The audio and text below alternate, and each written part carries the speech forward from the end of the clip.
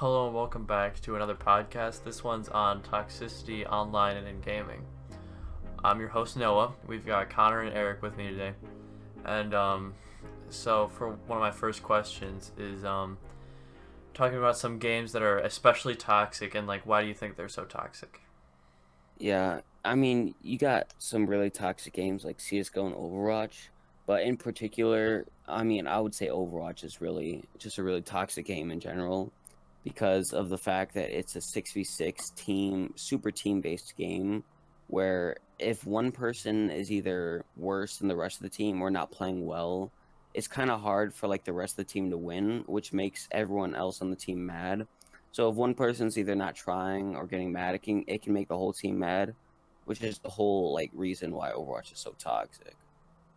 When someone doesn't cooperate with the team, like picks a hero that doesn't have anything that benefits the team, that makes people really tilted. And also, if they're not in voice channel, people get extremely mad and they start forming their own games, making everything worse for everyone. So do you think if Overwatch was like less team based then it wouldn't be so toxic?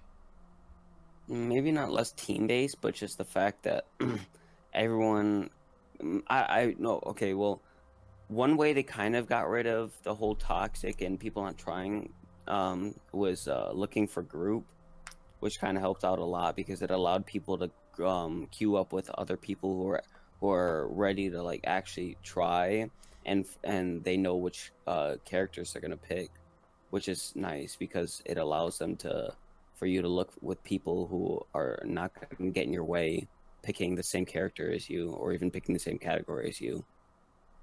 Yeah, I really liked when they added in that feature, the looking for group. I mean, a lot of people used it at the beginning, but it's kind of dead now. Like I feel like if I go in there and I do like all the filters like competitive, and then even like all the roles, it's like nothing like really comes up anymore. Yeah, at least they're taking actions to try and decrease toxicity. Yeah, true. So what do you think about CS:GO? Because that's like more of like I don't know an adult game, so more like older people play it. I feel like it's a lot not maybe not a lot more toxic, but like Yeah. I guess especially in the lower ranks, people are mostly just trolling, like playing like loud music on their speakers or not even trying. Well, I feel like the game has been out so long and so many versions of the game. It's been out what I think CS:GO Source came out in like the 2000s. It's been out like I think it's been out for like 15 years or so, the whole genre. So people have been playing it for so long. I feel like it's just dying down and people aren't playing as competitively as they used to, and it's just kind of more of a joke of a game when you're playing not on like an ESEA team or a Face It team. It's kind of more you just if you're just playing MM, then you just mess around and it's not really people don't take it as seriously. But then the people that do take it seriously get mad when everyone else is playing bad, and it really kind of sets each other up to do bad because the whole ranking system with points in that game it basically like points out who's doing bad and who's not, and the people who are not doing bad always go on people who are doing bad, and it creates a chain reaction of toxicity. Yeah, I kind of like that about Overwatch with like, because CS:GO has this scoreboard, and then you can see like, oh, this person's like 1 in 19, and then Exactly. obviously that's gonna make it way more toxic than Hmm. if you're in Overwatch and you see, oh, I have 3 gold medals, but you don't really know Yeah, if your teammates are exactly. doing well or not. You can tell if you're doing well, but your teammates can't tell if you're doing well or not Hmm. and that's why it's less toxic than CS:GO. Yeah. I don't know if I really like the kick feature in CS:GO, because It just kind of promotes like it's just an option for you to like kick someone. It's just kind of promoting you like if it's there for you to use, which kind of just yeah, promotes toxicity. That sucks if you're solo queuing, because then if you get a group of four, then they can just kick you if you're doing bad. yeah, true. Yeah. Like if like you're I don't know if like people don't like you on your team and then you win, and then they just kick you at the very end, so you don't get a win. Yeah, it just promotes toxicity. And then do you get a loss if you get kicked, or is it like Yeah, neutral? you can get up to a ban.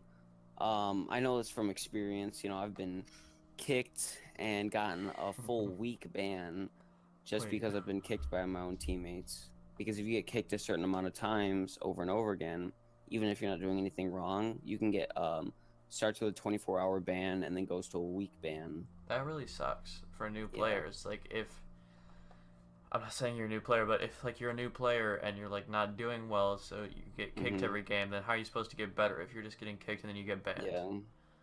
Yeah.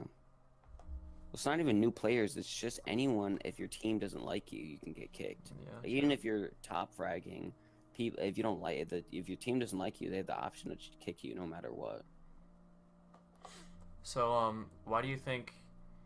I feel like why do you think it's so easy to be toxic? Like, I feel I feel like if you were in like real life with these people, they probably wouldn't be as toxic. So. Well, yeah. I mean, you have an extra sense of security. I mean, you're behind a computer, online, could be thousands of miles away from each other, and you can say whatever you want without any repercussions.